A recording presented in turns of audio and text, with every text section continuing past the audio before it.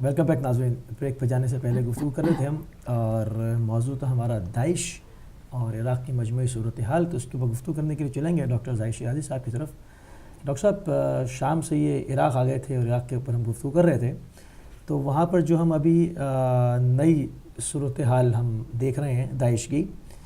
کہ معاملہ یہ ہے کہ وہاں پر جن لوگوں نے ان کو بلایا تھا، اس کے بعد پھر وہاں جہاد النکاح کی لسٹیں مرتب ہونا شروع ہو گئیں، اور پھر آخر میں ہم دیکھتے ہیں کہ وہاں لوگ مارنے کھڑے ہو گئے ان کو. تو یہ کیا مجموعی کیا صورتحال بنی ہے؟ اس میں بہت ساری جو باتیں ہم سن رہے ہیں نا وہ متضاد ہیں. حقائق کیا ہیں وہ تو چونکہ شاید وہاں پہ ایک تو اپروچ نہیں ہے میڈیا کی، دوسرا یہ ہے کہ صورتحال چونکہ وہاں پہ تقریباً جنگ کی سی ہے، تو شاید وہاں پہ میڈیا نہ ہونے کی وجہ سے یا جو لوگ دے رہے ہیں وہ صحیح بھی نہیں ہے. تو مختلف جگہوں سے مختلف رپورٹس آ رہی ہیں. ایک تو یہ کہا جا رہا ہے کہ وہاں کے جو لوکل لوگ ہیں، چونکہ وہاں پہ ایک مطلب ہے ادر دین شیعہ اکثریت تھی ان سارے علاقوں میں، جو دونوں دریا ہیں دجلہ اور فرات کے درمیان جو ہے. تو ایک تو وہ پہلے فلوجہ میں آپ نے دیکھا کہ اس سال کے شروع میں تقریباً جتنے بھی وہاں پہ وہ ٹرائبز تھے، انہوں نے ایک طرح سے مالکی حکومت کے خلاف ریوالٹ کیا ہوا تھا ایک طرح سے، اور انہوں نے سڑکیں بند کی ہوئی تھیں اور کچھ عرصہ وہ کیمپ لگا کے بیٹھے رہے. ان کے موٹیوز کیا تھے اس میں کچھ حد تک وہ آپ کہہ سکتے ہیں کہ یا تو مالکی حکومت سے ناراض تھے، یا یہ ہے کہ وہ اندرونی طور پہ اس ساری جو سچویشن جو اب سامنے آ رہی ہے اس کو سپورٹ کر رہے تھے. تو اس پہ یہ ساری چیزیں بہت واضح نہیں ہو پائیں تھیں. لیکن چونکہ جب آپ نے دیکھا کہ بہت ساری کوئی تقریباً 100-200 کے قریب بالکل نئی گاڑیاں ہیں اور ان پہ ہر طرح کا جدید اسلحہ لدا ہوا ہے، اور وہ لوگ ایک طرف سے سیریا سے جو ہے وہ عراق میں داخل ہوئے ہیں، اور انہوں نے آتے ہی موصل اور اس کے نزدیک جو کچھ علاقے تھے، اور خاص طور پہ تقرید کا شہری علاقہ، پھر وہ نیچے آ کے انہوں نے بیجی جہاں پہ بہت بڑی جو آئل ریفائنری ہے عراق کی اس تک، اور پھر کچھ ان کے لوگ جو تھے انہوں نے ہمارے 11ویں امام جو ہیں امام حسن عسکری علیہ السلام اور 10ویں امام جو امام علی تقی علیہ السلام جو ہیں، ان کے مزار جو ہے وہاں تک پہنچ کے وہ مطلب سامرہ میں قبضہ کرنے کی کوشش کی. تو اس میں ظاہر ہے بہت سی لڑائی بھی ہوئی ہے، وہاں پہ سامرہ میں بھی ہوئی ہے، اس کے اطراف میں بھی ہوئی ہے، بیجی میں بھی ہوئی ہے، ہلا میں بھی. اور یہ سارے وہ علاقے ہیں جو ایک طرف سے تو کرد موجود ہیں، ٹھیک ہے، اور دوسری طرف سے نیچے جو ہے وہ مطلب ہے عراق کی موجودہ جو ہے وہ شیعہ اکثریتی حکومت ہے. تو اب جو وہاں پہ صورتحال ہے وہ چونکہ بہت زیادہ کلیئر نہیں ہے، تو بظاہر جو نیوز آ رہی ہیں وہ یہ کہا جا رہا ہے کہ یہ صورتحال جو ہے وہ اس وقت وہ لوگ جو وہاں پہ موجود تھے اور جن لوگوں نے ان کو بلایا تھا وہی ان کے خلاف ہو گئے ہیں، اور وہ یہ چاہ رہے ہیں کہ یہ جو نانسنس ہے اس سے جان چھڑوائی جائے. کیونکہ جیسے خبروں میں آ رہا ہے کہ انہوں نے جو مزارات تھے وہاں قدیم نبی اللہ کے، وہ گرائے تو نہیں ہیں، ان کو بارود سے انہوں نے اڑایا، اور اس کی پوری مطلب ہے ہم ہر طرح سے اس کی جو ویڈیوز ہیں وہ دیکھ رہے ہیں. پھر یہ ہے کہ وہ جو نان بلیورز تھے ان کے بارے میں ان کے جو عقائد ہیں، اور خاص طور پہ ہم نے دیکھا کہ کرسچنز جو ہیں وہ وہاں سے بہت بڑی تعداد میں فیملیز جو ہیں وہ اربیل میں جو کہ دارالحکومت ہے کردستان کا، وہاں پہ منتقل ہوئے ہیں. اور سنا ہی تھا کہ انہوں نے کوئی ڈیڈ لائن دی ہوئی ہے کہ اس میں آپ فیصلہ کر لیں، ہاں جی، اور جزیہ دیتے ہیں یا رہتے ہیں، اور یا جو پیسے ہیں وہ جو ان کو وہ مانگ رہے تھے وہ دیتے ہیں. کچھ فیملیز جو ہیں ان میں سے وہ بغداد میں شفٹ ہوئی ہیں. تو یہ ایک طرح کا وہاں پہ صورتحال تو بہت مختلف ہے، اور بہت پھر یہ ہے کہ وہ اس علاقے میں جتنے بینک تھے اور ان میں جو بھی دولت پڑی تھی وہ ساری لوٹ لی گئی ہے. تو ایک ایسی صورتحال ہے جو ایک تو واضح طور پہ پوری دنیا کے جو میڈیم ہے اس پہ آ نہیں رہی، ٹھیک ہے، اور اس میں ہم دیکھ نہیں پا رہے کہ جو صورتحال ہے وہ کیسی ہے. اور دوسرا یہ کہ یہ بھی بڑا ابھی تک انکلیئر ہے کہ وہ ہاتھ جو ان کو سپورٹ کر رہے تھے، یہ ضروری نہیں ہے کہ یہ کل کو ان کو جو ہے وہ چھوڑ دیں ہو سکتا ہے یہ کل کو اگر آپ نے ایک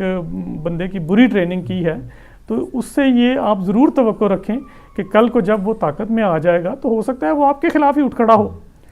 تو یہ ایسا تو نہیں ہوا کہ یہ راتوں رات کوئی مطلب ہے خود سے لوگ اٹھ کھڑے ہوئے ہیں اور انہیں ساری جنگی تربیت بھی حاصل ہو گئی ہے اور انہیں ہر طرح کا اسلحہ جو ہے وہ پوری دنیا سے جو ہے وہ موصول ہونا شروع ہو گیا. جو چیزیں کامن ہیں وہ جو بہت ہائی لائٹ ہو رہی ہیں، جو بہت نمایاں ہیں، کیونکہ ہم نے اپنے اس سے پہلے ایک انٹرنیشنل نیوز کا سیگمنٹ اسی پروگرام میں کرتے رہے ہیں، اس میں ہم نے اس کو ہائی لائٹ بھی کیا ہے کہ ایک طرح کی گاڑیاں ہیں، ایک طرح کے یونیفارم ہے، ایک طرح کا ویپن ہے ہاتھ میں. اگر آپ پکچرز میں دیکھیں، اگر آپ کہتے ہیں جہاد تو اس میں تو ہر آدمی جس کے ہاتھ میں جو آتا ہے وہ پکڑ کے لے آتا ہے. ایک طرح کے ڈریس نہیں ہوتے، ایک طرح کی چیزیں نہیں ہوتی. جہاد کا اعلان جذبے سے آئے ہیں لوگ. ایک طرف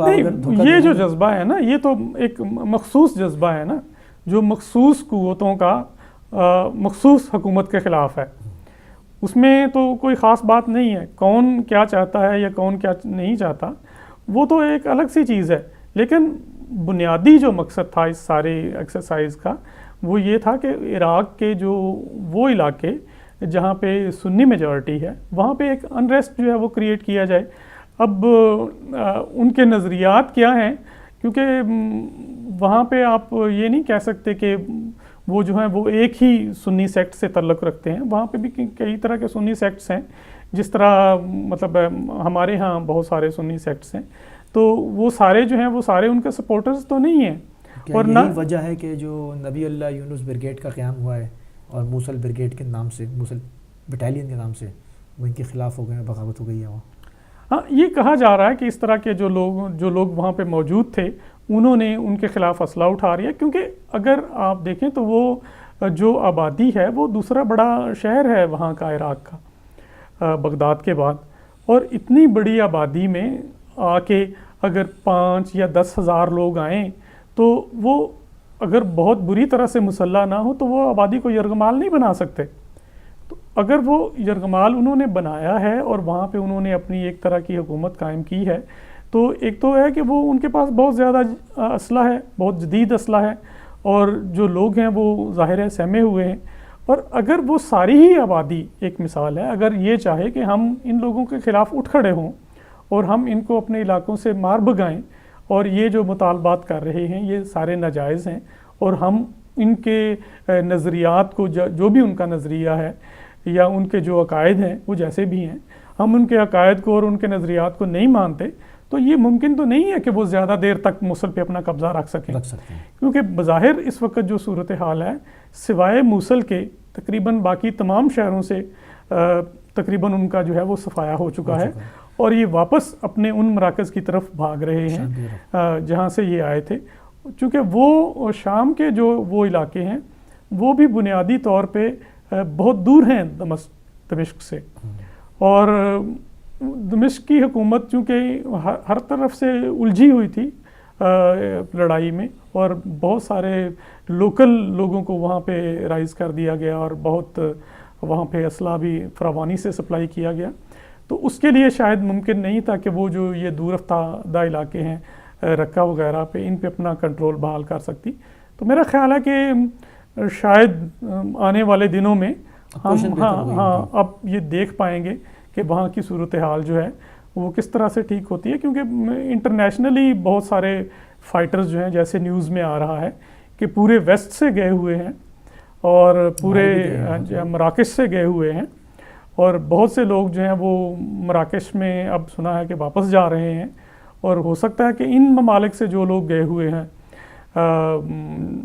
جن کے بارے میں بہت سی متضاد اطلاعات ہیں، اور جو میڈیا پہ آج کل دکھایا جا رہا ہے کہ 1-2 سوئسائڈر جو ہیں وہ بھی، ان کا تعلق بھی ان ممالک سے تھا جن میں ہم لوگ ہیں. تو یہ میرا خیال ہے بڑی مشکل ہو جائے گی اور بڑی ایک گمبھیر صورتحال ہے، جو ایک تو بہت حد تک کلیئر نہیں ہے، اور دوسرا جو خبریں ہیں وہ صحیح طور پہ ہم تک نہیں پہنچ رہے. کیونکہ ہم دیکھتے ہیں کہ جب یہ داخل ہوئے، ابھی سے اسرائیل کی جنگ پہ ہم بات کر رہے تھے کہ 25 دن میں کوئی 1400 کیجویلٹیز ہیں، اور جس دن داعش داخل ہوا تھا 1700 تو پہلے دن اموات تھے جو انہوں نے خود ڈکلیئر کی تھیں. پھر اس کے بعد ابھی ایک ویڈیو ریلیز کی جس میں انہوں نے 500 لوگوں کو گولیاں مارتے جا رہے ہیں اور دریا میں پھینکتے جا رہے ہیں. تو جو انسانی المیہ ہے، جو آپ نے بات کی کہ ظاہری بات ہے وہ بغاوت تو ہونی ہی تھی نا وہاں. جب آپ تعداد میں اتنے کم ہیں اور کنٹرول بھی رکھنا چاہتے ہیں اور پھر اتنی بڑی تعداد میں جب آپ لوگوں کو ماریں گے ایک ساتھ اور ویڈیو بھی بنا کے ڈالیں گے تو وہ کب تک سسٹین کر پائیں گے؟ وہ تو لوگ کھڑے ہونا تھا. مگر ایک اس کا ایک عجیب پہلو یہ بھی ہے کہ جن لوگوں نے ان کو بلایا تھا یا جو اس میں ملوث تھے تو اس میں ان کو کیا فائدہ ہوا؟ انہی کے علاقوں پہ گورنمنٹ کی طرف سے بھی شیلنگ ہوئی. ٹھیک ہے, پھر یہ آئے, انہوں نے اندر کیا کیا کیا, ہر چیز لوٹ لی, دکانیں تک لوٹی ہیں. مطلب ہم اس کو خبروں میں دیکھتے رہیں گے, انہوں نے دکانیں تک جو ان کو اچھا لگا ہے وہ انہوں نے لوٹ لیا ہے. تو ان کو بلانے کا تو کوئی بظاہر تو کچھ فائدہ نظر نہیں آ رہا کہ انہوں نے آگر کیا نظام امپلیمنٹ کیا, کیا بھلائی کیا کی ہے انہوں نے لوگوں کے ساتھ. نہیں, وہ تو اسی طرح ہے نا, جیسے مختلف اوقات میں ہم دیکھتے ہیں کہ اس طرح کے جو لوگ رائز کرتے ہیں وہ جہاں پہ بھی جاتے ہیں وہ اپنے نظریات اور اپنی وہ تھیولوجی جو ہے اس کو ساتھ لے جاتے ہیں, اور وہاں وہ جا کے ایک عجیب طرح کی ایک صورتحال جو ہے وہ کریٹ کر دیتے ہیں. ہم چونکہ بنیادی طور پہ پاکستانی ہیں تو ہم نے یہ ساری صورتحال افغانستان میں دیکھی تھی کہ وہاں پہ کس قدر قتل و غارت ہوئی, وہاں پہ کس قدر جو لوگ تھے وہ بیچارے ان کو بے گناہ لوگوں کو مارا گیا. مزار شریف میں آپ لے لیں, بامیان میں آپ لے لیں, کابل میں لے لیں, ٹھیک ہے. تو ان ساری چیزوں کا الٹیمیٹلی نتیجہ کیا نکلا؟ نتیجہ یہی نکلا کہ ایک تو اس پورے علاقے میں جو ہے وہ تباہی ہوئی, دوسرا ان سارے علاقوں میں ایک طرح کی نفرت جو تھی وہ الٹیمیٹلی ان کے خلاف پیدا ہو گئی. اور اب آپ اگر دیکھیں تو افغانستان میں بھی یہ صورتحال ہے کہ وہاں پہ وہ علاقے جہاں پہ یہ گئے اور انہوں نے قتل و غارت کی تو وہاں سے ان کا وجود جو ہے وہ تقریباً ختم ہو گیا ہے, ٹھیک ہے, اور ان کو الٹیمیٹلی ختم کر دیا گیا. اور یہ پھر وہاں سے بھاگ نکلے اور بھاگ کے انہوں نے اپنی وہ ساری پناہ گاہیں جو تھیں وہ ان علاقوں میں آ کے بنانی چاہیں یا بنائیں جہاں سے یہ ان کا تعلق تھا, اور ان میں بھی ان کو مختلف طریقوں سے تحفظ دیا گیا. اگر تحفظ نہ دیا جاتا یا ان کو پہلے ہی یہ سوچ لیا جاتا کہ ان لوگوں کو ختم کر دیا جائے, چونکہ میرا خیال ہے کہ پاکستان کی اپنی معیشت جو ہے وہ اس تباہی پہ پہنچی ہے کہ اگر یہ ساری چیزیں نہ ہوتی تو شاید ہم بھی آج چائنا یا انڈیا کا مقابلہ کرنے کے قابل ہوتے. ٹھیک ہے, ایسی صورتحال اس میں تقریباً 50,000 لوگ جو ہیں وہ ہمارے جو ہیں وہ بیچارے بے گناہ جو ہیں وہ شہید ہوئے ہیں, اور یہ پچھلے تقریباً 10 سے 12 سال میں ہوا ہے. تو یہی صورتحال جو ہے وہ ہم سوچ سکتے ہیں کہ کل کو شاید عراق میں بھی ہو جائے, اور وہاں پہ بھی یہ جو بے گناہ لوگوں کو قتل کیا جا رہا ہے, جو لوگوں کو گولیاں سروں میں مار کے ان کو پھینکا جا رہا ہے. 200 تو پیش امام قتل کیے ہیں اہل سنت کے انہوں نے, جو کہ آفیشل, میں اہل بیت نیوز ایجنسی سے آپ کو یہ خبر دے رہا ہوں کہ اس میں انہوں نے 200 لوگوں کو ان سے کہا کہ آپ بیعت کریں ان کے ہاتھ پہ, انہوں نے نہیں کی, انہوں نے سر کاٹ لی. 200 لوگ مارے انہوں نے امام جو مختلف مساجد کے تھے. تو یہ دیکھیں نا, اب اگر اس طرح کی چیزیں چلیں گی تو وہ جو لوگ جو بیچارے اس طرح سے جن کا قتل عام کیا جا رہا ہے اس کے لیے ایک نیچرل ریزنٹمنٹ اور ایک نیچرل ریئیکشن جو ہے وہ آپ یہ نہیں کہہ سکتے کہ کبھی بھی نہیں ہوگا. اگر بہت جلدی نہیں ہوگا تو مطلب اس میں ہو سکتا ہے کچھ دیر لگ جائے, یا جب آپ جو مظلوم ہے اس کی طاقت اس حد تک بڑھ جائے کہ وہ ظالم کے گریبان تک پہنچے, تو تب یہ ساری چیزیں ممکن ہو سکتی ہیں. اب اس میں مشکل جو آ رہی ہے وہ یہ ہے کہ جو آرمی تھی عراق میں وہ بھی چونکہ وہاں پہ بھی قبائلی سسٹم ہے, تو ان علاقوں میں جو آرمی تھی وہ انہی قبائل پہ تقریباً مشتمل تھی جو وہاں پہ آباد ہیں, اور اس کے علاوہ چند اور لوگ تھے جو ان کو لک آفٹر کر رہے تھے, ان کا تعلق مختلف علاقوں سے تھا. تو جب ساری آرمی جو تھی انہوں نے ان کے ساتھ ایک طرح سے جوائن کر لیا یا ایک طرح سے ان کی عملداری میں آ گئے اور انہوں نے ہتھیار نہیں اٹھایا, تو ان کو ایک آپ کہہ سکتے ہیں کہ سافٹ کارنر مل گیا, اور یہ ایک طرح سے ان کے سلیپنگ ہیلپرز تھے اس علاقے میں. اور چونکہ آنے والے لوگوں کو پتہ تھا کہ ہماری مطلب جو نیگوشیشنز ہو رہی ہیں یا جن علاقوں میں ہم جا رہے ہیں وہاں پہ کسی طرح کی ریزسٹنس نہیں ہے, تو یہ بلا تعامل چلے آئے. اب جب وہاں پہ ریزسٹنس شروع ہو جائے گی, جب وہاں پہ جو لوگ ہیں وہ اس کے خلاف ہتھیار اٹھا لیں گے, اور جب وہاں پہ حکومت جو ہے وہ ایکٹیولی اس کو کاؤنٹر کرنے کا سوچ لے گی, تو میرا خیال ہے کہ یہ مینس جو ہے وہ بہت یہ اسٹرائک بھی ہوئی. اور تقریباً ہم سنتے رہے پچھلے ہفتوں میں کہ ڈیلی تقریباً 200, 250, 200, 150 ان کے لوگ مارے گئے. اب چونکہ آپ کہہ رہے ہیں کہ 10,000 سے زیادہ نہیں آئے, 15,000, 10,000, تو اب جب 200 اگر یہ 300 روز کھوئیں گے تو پیر تو اکھڑنے دیں گے سارے. ہاں نہیں اس میں ایک چیز اور بھی ہے نا کہ یہ جو اس طرح کے لوگ جو آتے ہیں اس طرح سے انویڈرز جو ہوتے ہیں ان کی کوئی فوٹنگ تو ہوتی نہیں ہے, اور بدقسمتی یہ ہے کہ ان کو بہت منظم طریقے سے چلایا جا رہا ہے, ان کے باقاعدہ ایڈوائزرس ہیں, اور یہ ساری چیزیں جو ہیں وہ کہیں نہ کہیں سے مینیپولیٹ کی جا رہی ہیں. اگر یہ چیزیں نہ ہوتی اور صرف وہ مطلب ہے اپنے طور پہ 1000 لوگ یا 2000 لوگ یا 50 لوگ یا 100 لوگ جو ہیں وہ مختلف طریقوں سے اٹھتے اور کہیں پہ مطلب ہے قبضہ کرتے, کہیں پہ کچھ کرتے, کہیں پہ کچھ کرتے, تو وہ فوراً ختم ہو جاتے. لیکن چونکہ ایک بیس ہے ان کے پاس کسی طرح سے, اور کچھ لوگ جو ہیں وہ ان کو آرگنائز کر رہے ہیں, تو یہ چیزیں تھوڑی مشکل تو ہیں. لیکن لگتا ہے کہ جو فتح ہے وہ انشاءاللہ عراقی عوام کی ہوگی. وہاں پہ جتنے بھی لوگ ہیں چاہے ان کا تعلق کسی بھی مسلک سے ہو, وہ آج سے تو متحد ہیں سب آپس میں, وہ آج سے تو اکٹھے نہیں رہ رہے, ہمیشہ سے رہ رہے. ان کے جو نظریات جو بھی ہوں, ان کی سوچ جو بھی ہو, وہ کسی بھی مسلک سے تعلق رکھتے ہوں. نہیں ہے اس سے پہلے کے گھسنے سے پہلے کیا ہو رہا تھا وہاں, پورا منی تھا نا. ہاں, وہ کسی بھی مسلک سے تعلق رکھتے ہوں, ان کے جو بھی مسالک وہ آپس میں 1400 سال سے رہتے آئے ہیں, اور ان کا آج بھی ان کی جو سروائیول ہے وہ اسی میں ممکن ہے کہ اگر وہ مل کے رہیں اور اکٹھے رہیں, ایک دوسرے کے نظریات کا جو ہے وہ جو احترام کریں. اور اس میں ظاہر ہے کہ بہت زیادہ مشکل ہوتا ہے حکومتوں کے لیے بھی لوگوں کو بہت مناسب اور اچھے طریقے سے انٹرٹین کرنا اور ان کے حقوق کی ادائیگی کرنا. یہ میرا خیال ہے کہ شاید دنیا میں اگر آپ کہیں تو ویسٹ میں کچھ جگہوں پہ ہیں جہاں پہ انسانی حقوق کی پاسداری ہوتی ہے, اور جو بہت زیادہ ایڈوانسڈ اور زیادہ وسائل رکھنے والے ملک ہیں. ورنہ جو ممالک غریب ہیں اور جہاں پہ یہ ساری چیزیں ابھی تک ایک عجیب نان سینس کی شکل میں چلتی رہی ہیں, وہاں پہ یہ ممکن نہیں ہے کہ دنوں میں ہی تبدیلی آ جائے اور لوگوں کے جو حقوق ہیں یا جو سول رائٹس ہیں لوگوں کے, وہ حکومتیں بہت اچھے طریقے سے ادا کر سکیں. یا جو حکومتیں آئی ہیں خاص طور پہ وہ یہ سوچیں کہ بھائی آج سے پہلے کسی نے جو بھی کیا تھا اس کو آپ ایک طرف چھوڑ دو اور آپ خود سے بہت اچھے بن جاؤ. یہ ساری چیزیں تو عملی طور پہ ممکن نہیں ہیں. تو اس سارے ناممکن کو میرا خیال ہے ممکن بنانے کے لیے ایک ٹائم چاہیے ہوگا, ایک وقت لگے گا, اور یہ ساری چیزیں تبھی ہو پائیں گی جب عراق کی جو موجودہ حکومت ہے اس کے ساتھ سب لوگ جو ہیں وہ تعاون کریں, اور حکومت بھی یہ سوچ لے کہ جتنے بھی لوگ ان علاقوں میں جو اس کے زیر تسلط ہیں, آباد ہیں, ان کے حقوق کا جو ہے وہ احترام کرنا ہے. اور جہاں تک مذہبی منافرت کا تعلق ہے, اس کو میرا خیال ہے کہ حکومتی سطح پہ بھی ختم ہونا چاہیے, اور لوگ آپس میں آج کی بات تو ہے کوئی وجہ ایسی نہیں رہ گئی ہوگی جب لوگوں نے یہ چہرہ بھی دیکھ لیا تو اب وہ پہلے کی طرح آپس میں رہنے کو میرے خیال میں ترجیح زیادہ دیں گے. نہیں, میرا خیال ہے کہ پہلے بھی تقریباً جو بھی اس طرح کا کوئی پرابلم ہوتا ہے اس میں سب لوگ تو انوالو نہیں ہوتے. سب نہیں ہوتے, اجتماعی طور پہ نہیں ہوتے ہیں. اجتماعی جہاں کچھ عناصر ہوتے ہیں جن کے اپنے مفادات ہوتے ہیں, جن کو مختلف طریقوں سے فیڈ کیا جاتا ہے یا جن کی برین واشنگ کی جاتی ہے, تو اس میں وہ ضرور آتا ہے کہ بھئی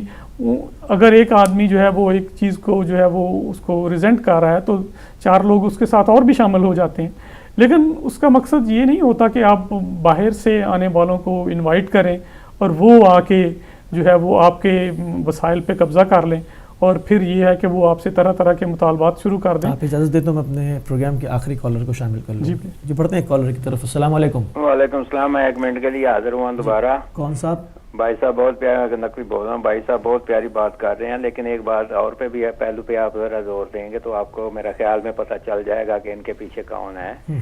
کہ سب سے پہلے یہ بات تو ٹھیک ہے کہ صدام کے مرنے کے بعد اس کے علاقے کے جو لوگ تھے, اس کے حمایتی, جس جگہ پہ وہ رہتا تھا یا جو جہاں کا وہ پیدائشی تھا, وہاں کے لوگوں نے بھی کوئی داعش کا ساتھ دیا ہے اس بنیاد پہ, نفرت کی بنیاد پہ. لیکن دوسری طرف آپ یہ بھی تو دیکھ رہے ہیں کہ سعودی عرب نے جب یہ کہا تھا کہ عراق کو 3 حصوں میں تقسیم کرنے کا فارمولہ بھی دیا, جس میں انہیں اپنے فائدے کے علاقے لینے کی بات کی. تیسرا اب چلو یہ ساری بات کو طرف رکھ دیں, آپ بحرین میں دیکھیں کہ کیا کچھ ہو رہا ہے. اور بحرین میں تو داعش نہیں ہے, لیکن بحرین والے بھی تو داعش والے کردار ادا کر رہے ہیں نا وہاں پہ, وہاں کے عوام کو مار رہے ہیں, جھنڈا وہاں بھی لہرایا گیا کر رہے ہیں. تو میں گزارش یہ کروں گا آپ سے, بات ختم کرتا ہوں میں یہ بات آپ سے گزارش کروں گا کہ اس بات پہ ضرور آپ ضرور بات کریں کہ کیا یہ بات ہے، سچ ہے کہ اس کے پیچھے جو ہیں وہ آپ کو پتہ بھی ہے لیکن آپ نام نہیں لیں گے تو آپ کی اپنی مرضی ہے، کہ جو ان کے پیچھے ہیں جنہوں نے عراق کے فارمولہ دیا 3 حصوں میں تقسیم کرنے کا، اور اس کے بعد جب انہوں نے پاکستان کو خراسان بنانے کی کوشش کی تو اس میں بھی آپ نے دیکھا کہ پاکستان میں سعودی عرب وغیرہ کیا کردار ادا کر رہے ہیں اور کیسے طالبان کا ساتھ دے رہے ہیں اور کس طریقے سے ان کو پیسے دے رہے ہیں اور سب کچھ کر رہے ہیں. تو ہر چیز تو یہاں ہو چکی ہے، تو پھر آپ کیوں نہیں اس بات کو کہتے کہ ان کے پیچھے جو کردار ادا کر رہے ہیں وہ وہی ہیں جو ان کے ساتھ اور اسرائیل کے ساتھی بن کے ملے ہوئے ہیں اور روشن کی طرح مل کے آیا سب ہے. کچھ اس کر پہ رہے ہیں. مطلب تو اس پہ آپ ذرا باشگاہ طور پہ آپ واضح طور پہ کرتے ہیں، کیونکہ واضح تو ہو چکا ہے کہ کون واضح ہے سب پہ. جس طرح سے دن نکلتا ہے اس طرح سورج طلوع ہوتا ہے اور دن نکل جاتا ہے، اس طرح سے واضح ہے. اس میں مطلب اس میں کوئی دو باتیں ہی نہیں ہیں جو آپ کہہ رہے ہیں. بالکل درست فرمایا آپ. بہت شکریہ آپ کا کہ آپ دوبارہ ہمارے پروگرام میں شامل ہوئے. تو مطلب وہ مطلب ان کا کہنا یہی ہے کہ آپ یہ کہیں کہ بھائی انہوں نے یہ کیا، وہ تو میں تو یہی کہوں گا کہ ہم اس پہ پروگرام کرتے چلے آئے ہیں. اگر شروع سے ہمارے پروگرام دیکھ رہے ہیں ہم تو واضح الفاظ میں کہتے چلے آئے، اور یہ تو روز روشن کی طرح آیا ہے کہ کون کر رہا ہے. عراق کے پیچھے شروع سے کون پڑا ہوا ہے، اور ان کو ہر جگہ ہر فورم پہ شام ہو یا عراق حزمیت اٹھانی پڑی ہے اور اٹھاتے چلے آ رہے ہیں. تو اس میں تو کوئی دو باتیں نہیں ہیں. مطلب نہیں، اس میں تو بہت کلیئر سا فیکٹر ہے کہ عالم اسلام جو ہے اس کو ایک طرح سے تقسیم کرنے کی کوشش کی گئی ہے، اور وہ تقسیم چاہے ان کی مرضی کے مطابق ہو رہی ہے یا نہیں ہو رہی وہ تو الگ سے فیکٹرز ہیں، لیکن اس میں کوئی شک نہیں ہے. اور اب تو تقریباً ساری دنیا میں یہ واضح ہے کہ کون کون سی لابیز جو ہیں وہ کیا کیا کام کر رہی ہیں. جہاں تک ہمارے کالر کا تعلق ہے کہ واضح طور پہ کہا جائے تو یہ مناسب نہیں ہوتا کہ آپ کسی کو نام لے کے ہی یہ کہیں کہ وہ فلاں کر رہا ہے یا فلاں نہیں کر رہا. تو جب بات کی جاتی ہے کہ وہ قوتیں جو اس ساری چیز کی ذمہ دار ہیں، تو عمومی طور پہ ہر سمجھنے والا جو ہے وہ سمجھ لیتا ہے کہ وہ قوتیں کون ہیں. اور اسی طرح سے جو قوتیں ان کے مخالف لڑ رہی ہوتی ہیں ان کا بھی نام لینا جو ہے وہ اس لیے ضروری نہیں ہوتا کہ یہ ساری چیزیں اگر نام لینے سے ہی ان کا کوئی سلوشن ہو تو میرا خیال ہے کہ جتنا بھی انٹرنیشنل میڈیا ہے وہ صرف نام لے کے ہی یہ کام کر رہا ہو. تو ایسا نہیں ہوتا، نام لینے کی ضرورت نہیں ہے، لیکن یہ ہے کہ ان کا کردار کیا ہے، انہوں نے کیا کیا ہے اب تک، وہ کیا کرنا چاہ رہے ہیں، یا اس کو وہ جو ہم دیکھتے ہیں یہ ہماری اس میں رائے کیا ہے اس کو آپ جو ہے وہ ہائی لائٹ کر سکتے ہیں. لیکن جہاں تک اس بات کا تعلق ہے کہ ان کے پیچھے کون ہے، تو ظاہر ہے وہی لوگ ہیں جنہوں نے سیریا میں یہ سارا جو ہے اس سارے سلسلے کو کریٹ کیا، جو ان کے سپانسرز تھے، جہاں سے ان کو پیسہ مل رہا تھا. یہ ساری باتیں جو ہیں وہ عام مطلب ہے ناظر کے لیے بھی یا عام میڈیا پہ بھی بہت زیادہ واضح ہو چکی ہیں. تو میرا خیال ہے کہ ان کو اسی طرح سے ادا کرنا ہی مناسب رہتا ہے جیسے وہ عام مطلب ہے ناظر تک پہنچنی چاہیے، کیونکہ ہر شخص کا ایک اپنا ری ایکشن ہوتا ہے، ہر شخص کے اپنے جذبات ہوتے ہیں، اور ضروری نہیں ہے کہ آپ جو کہہ رہے ہیں اس سے دوسرا شخص جو ہے وہ اتفاق ہی کرے، اور اختلاف رائے جو ہے وہ ہر شخص کا بنیادی حق ہے. بہت ہی شکریہ کہ آپ نے ہمیں ٹائم دیا، اور بہت ہی مفید گفتگو رہی ہے اس فورم کے اوپر. اور ناظرین ہمارے دامن وقت میں بالکل گنجائش نہیں رہی، اور اسی کے ساتھ اختتام کرتے ہیں اور ملیں گے اگلے ہفتے اسی پروگرام میں، اور 10 سے 12 بجے تک دیکھیے گا دوبارہ ہمارا شو، اور اسی کو ہم انہی خبروں کو آگے اپنے انٹرنیشنل نیوز کے سیگمنٹ میں اپڈیٹ کریں گے. جب تک کہ اجازت چاہتے ہیں، السلام علیکم ورحمۃ اللہ وبرکاتہ.